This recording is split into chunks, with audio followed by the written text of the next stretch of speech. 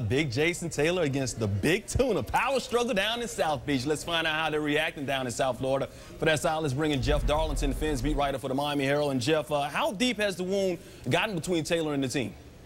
Well, I mean, obviously there is a little bit of a confrontation there going on, no matter what Jason Taylor wants to say. But it's important to realize the confrontation is not between Jason Taylor and Tony Sparano, the head coach, or Jeff Ireland, the general manager. Both of those guys even attended Jason Taylor's gala charity event last night.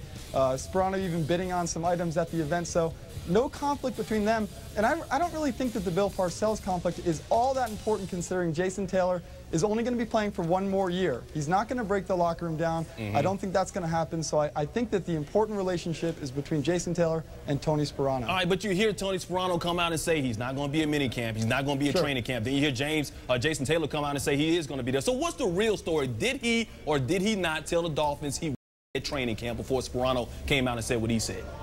Well, the interesting part of this is we pressed Jason Taylor. Several reporters asked him several times what's going on with the training camp situation. I asked him, I said there's a difference between a demand and a request. He said there's a big difference. He said he's not going to boycott anything. So if he misses training camp, I'm convinced that it's because he's got other interests. It's a situation where he just doesn't want to be there, not necessarily that he's boycotting in order to demand a trade, and there's a big difference between those two things. Mini camp later this week, will he be there?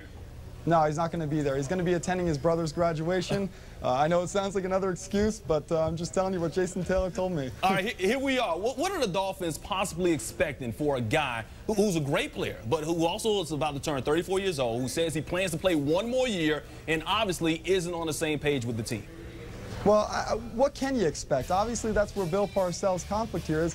Why give up the best player on your team when if you break this strictly football, this is a very thin defense, very inexperienced and young along the defensive line without Jason Taylor. So unless you can get something like a third or a second round pick, I think that's when you deal him. I don't think you deal him for a fourth round pick. I think that Jason Taylor is worth more at this point. Yeah, he is, but we'll see if he's able to get more for what the Dolphins are for Jason Taylor. All right, Jeff Darlington, thanks so much for your time and hanging out with us. No problem. Taylor still can get it done, guys. One of the best there is. His age has gone up, but his production hasn't gone down.